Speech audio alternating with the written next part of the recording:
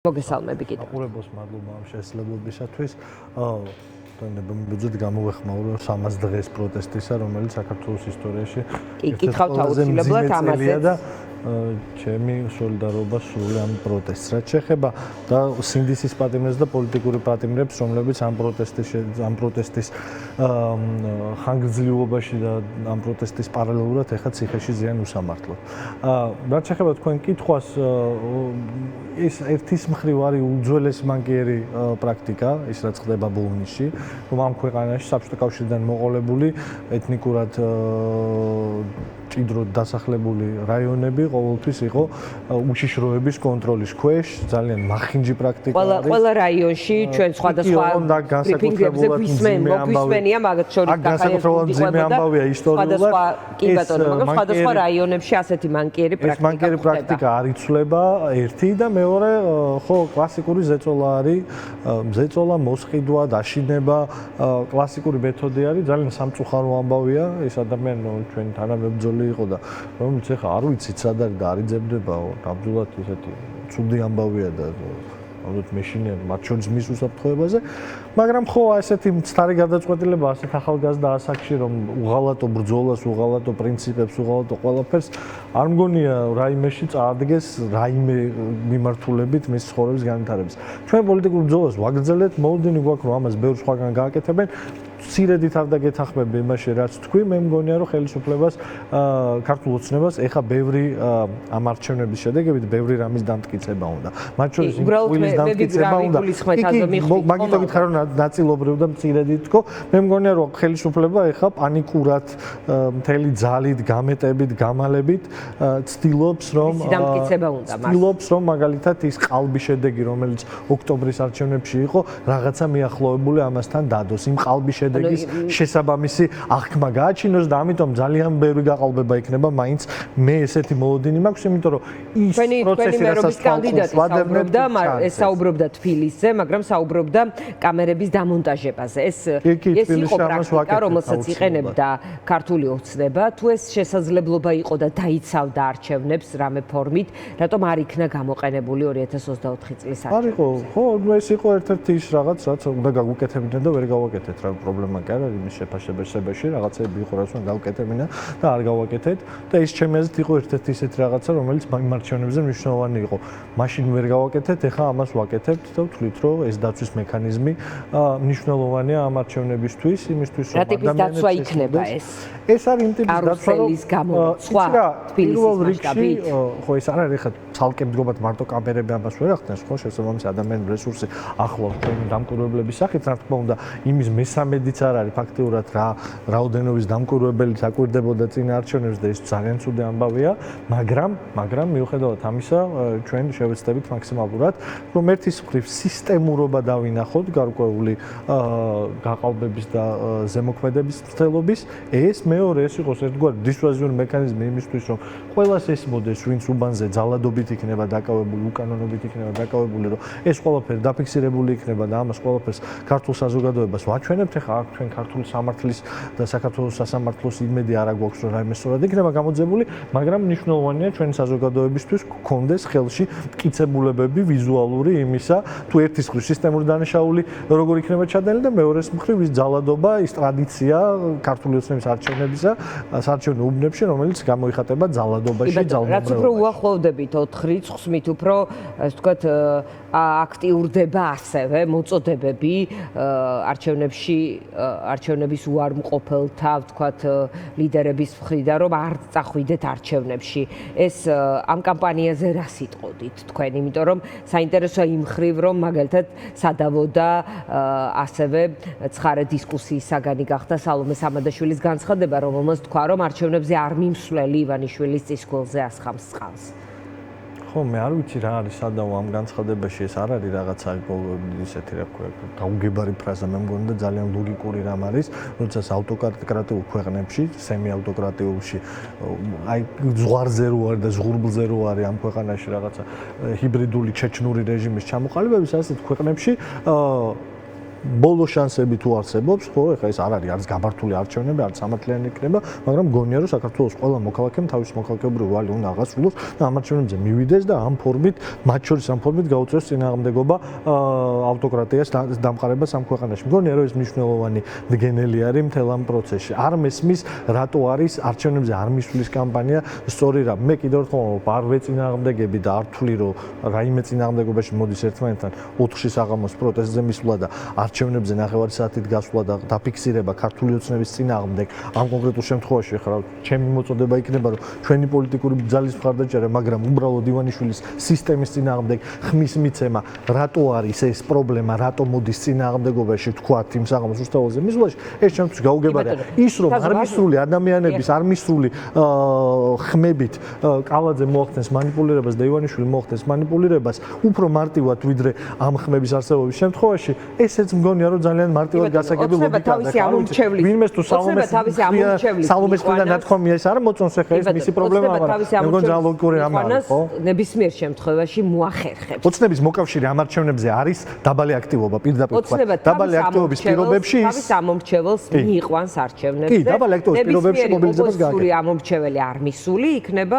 ასე ვთქვათ, პროცენტულად ის მხარეს პროცენტულად ხო, მის მხარეს პროცენტულად ხო, მედიატორი, ელემენტარული არითმეტიკა, საუბრობთ ამაზე ელაპარაკა, უბრალოდ რაღაც ახლა ვისაც უნდა რომ თავს დაისხას, თავს დაგვესხას, ის გამოიშვას და დაგვესხა. მიუციათ პოდკასტებში ერთმანეთის რაღაც ამ ტიპის განხილვამდე წავიდა ეს საქმე, არ ვიცი რამდენად სრულად იცნობთ ამ თემას. არ ვიცნობ სრულად, მაგრამ ხო, არ ვიცი, მანდაც მე მგონია რომ ხო, ცოტა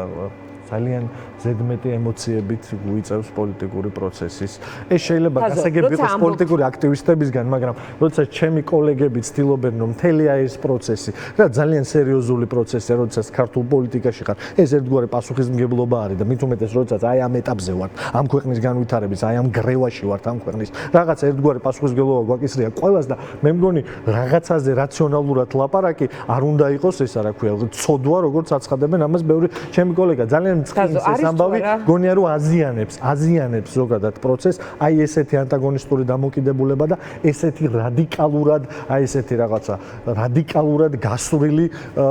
ტალახი და მცდელობა დისკრედიტაციის ლელო რაც არის პოლიტიკაში ისული იყო ამ მეინსტრიმული პოლიტიკური ეს თქვათ მეინსტრიმის ნაწილი რომელიც ნახეთ დავასრულებ კითხვას რომელიც ძირითადად იყო ეს თქვათ ბოიკოტებზე, არ შესვლაზე, თქვათ 20-20-შიც ბოიკოტ, ასე თქვათ, ამ ტიპის, ასე თქვათ, ამ ტიპის იყო, მოკლედ ეს ძირითადად საერთო გადაწყვეტილება ასე იღებოდა. ეხლა ეს არის თუ არა სწორედ ეს დაპირისპირების სიმწვავე, ცხადყოფს თუ არა რომ თქვენ მოწყდით ამ ხაზს და რაღაც თუნდაც რაციონალური თუ როგორც შეაფასეთ, ან თუნდაც როგორც პაპუაშვილი ამბობს საღიაზრის პოლიტიკა, რაღაც სხვა პოლიტიკის სხვაგვარი გზა აირჩიეთ და სწორედ ამ ეს წინააღმდეგობაც ამის ნიშანია. შალვა პაპუაშვილი ბინძურ თავში და ლუბიანკაზე რამეს შეხარ შეგ ჩემს მნიშვნელოვანი არ არის. პაპუაშვილს ახლა მოგახსენებ. შალვა პაპუაშვილმა თქვა რომ მართლა არ მაინტერესებს აი იმდენად ძაგს ეგეთი პოლიტიკური არსებები რომ არ დავკარგავ არჩევნ ძაგს არ გძაგთ ამ პოლიტიკური ველის კი ოღონდ არაფრის მომცემი არარაობაა როგორც აი რომელიც მტვერივით გაქრება ავტოკრატია რო დასრულდება საერთოდ პარლამენტის თავმჯდომარე ქვია აღიარებთ არაფერს და სამშობლოს მოღალატე და საძაგელი არსება. პოლიტიკური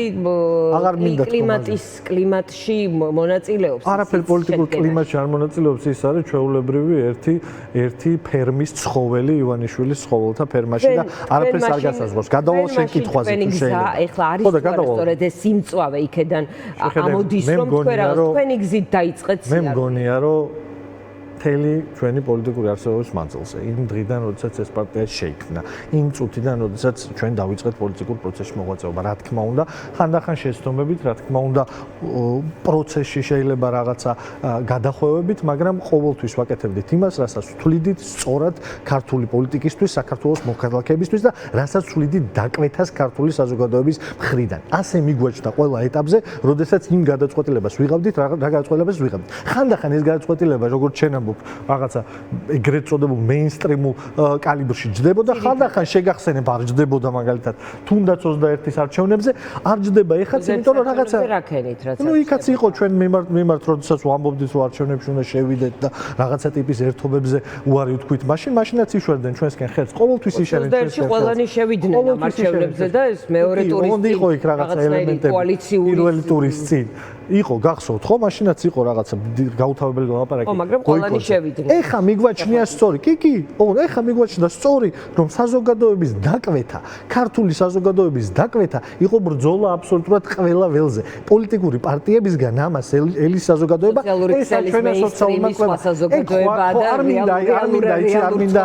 ნამდვილად არ მინდა პატივს ვცემ ყველა სოციალურ ქსელს ბაბლი რასაც ეძახიან ყველას პატივს ვცემ არ მინდა ეხა ამაზე ასე ლაპარაკი რომ ეხლა რაღაცა იქ ცოტა ხალხია და ვიწროა და გავიგე ვიწროა ცოტა ერთმანეთს აძლიერებენ ერთმანეთთან კარგად არიან გონიათ რომ სწორად იქცევენ ამაზე არ ვლაპარაკობ შეხედე ჩვენ ვართ პოლიტიკური პარტია მე მგონია რომ პოლიტიკურ პარტიებს გვაქვს ვალდებული ვარ საქართველოს მოქალაქეების აბსოლუტურ უმრავლესობას ველაპარაკოთ სოციალური კვლევები რომელსაც ვატარებთ სოციოლოგია მესმის რომ ვიღაცა ითქვის რომ ავტოკრატიაში სოციოლოგიას რაღაცა ბოლომდე არ უნდა ენდო მაგრამ იმ დონემდე რა დონემდეც უნდა ენდო სოციოლოგიას ის სოციოლოგია ამბობს რომ ქართული საზოგადოების დაკვეთა პოლიტიკური პარტიების მიმართ არის ბრძოლა ყველა ხერხით და ბრძოლა ყველა ხერხით პოლიტიკური ძალისთვის მათ შორის არის არჩევნებით სიარული და ამ არჩევნებში ჩვენ მგონია რომ ბევრად უფრო მეტ ადამიანს მიწოდებით ვიდრე შეიძლება ეს იყოს არ ვიცი სოციალურ ქსელში რასაც ჩვენ გულისხმობ ან ცოტა უფრო ფართო ჯგუფი ან კიდე იმაზე უფრო ფართო ჯგუფი ქართულ საზოგადოებაზეა ლაპარაკი და გონია რომ ეხა ამ ზღვარზე გადარჩენის ეს იყოს სწორი გზა ამიტომ მე ვთვლი რომ ყოველთვის ყველა ეტაპზე გამოვდიოდით ამ დაკვეთიდან დღეს ჩვენ ვთვლით რომ ამ დაკვეთას მივყვებით და სწორად ვიქცევით არ ვამბობ რომ ისინი სწორად არ იქცევენ მაგრამ გონია რომ ჩვენ ამ გზაზე ვდგევა ბევრჯერ ჩვენ ეთერებში ამიტომ ახლა კითხავთ ასეთ შეკითხვას დაგისვამთ როცა ამბობთ რომ საღამოს აქციაზე მივალ ეს არის ის საღამოს აქცია რომელიც ყოველ საღამოს არის მე არ მithვა რომ მივალო არ გამორიცხავს არ გამორიცხავს კი ბატონო მაგრამ ეს არის ის საღამო რომელიც ყოველ დღე 300 მე-1 მე-2 მე-5 მე-7 თუ ეს არის ის საპროტესტო ეს ვთქვათ მიპატიჟება თუ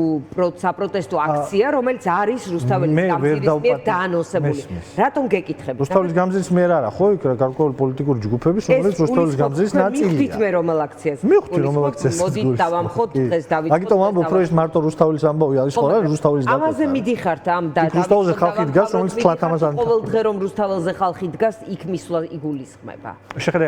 ვერ საღამოს აქციაზე გავიგე კითხვა სწორი ძალიან ისეთ მნიშვნელოვანი კითხვა არის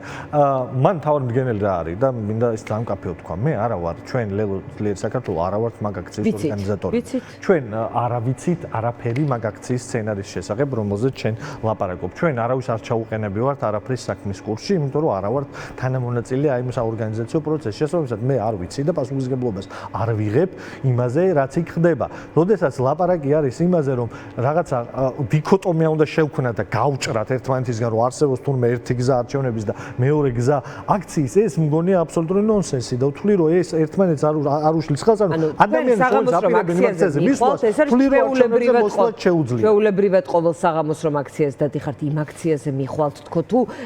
არიქა დღეს დავიწყოთ დღეს დავამთავროთ იმ აქციაზე ვერავითარ აქციაზე რომელშიც დღეს დავიწყოთ დღეს დავამთავროთ რომლის შესახებაც არაფერი არ ვიცი რომლის სცენარიც არაფერი არ ვიცი რომელზეც ვერავინ ვერაფერს ვერ მეუბნება ან არავინ არაფერს არ მეუბნება იმის თანამონაწილე თანაავტორი ამ პასუხისმგებელი ამაზე ვერ ვიქნები მე უბრალოდ სააკაშვილმა დაწერა ის ვინც ამბობს რომ დილას არჩევნებზე მივიდეთ და საღამოს აქციაზეო სააკაშვილი წერს სინამდვილეში აპირებს დილით რუსული სპეცოპერაციის ლეგალიზაციას საღამოს აქციის დაშლას როგორც არაერთხელ გაუკეთებიათ უახლოეს წარსულში ორივე ივანიშვილის თამაშია ხომ არ გამოეხმაურებოდი ძალიან სუსტი პოლიტიკური განცხადება უბრალოდ მე არ გამოეხმაურები მიხეილ სააკაშვილს ის არის პოლიტიკური პატიმარი იზის ციხეში და ეგ წესად მაქვს რომ მიხეილ სააკაშვილის გამონათქვამს და იმ ადამიანებს რომ ციხეში ზიან მათ პოლიტიკურ შეფასებებს არ გამოეხმაურო ხო უბრალოდ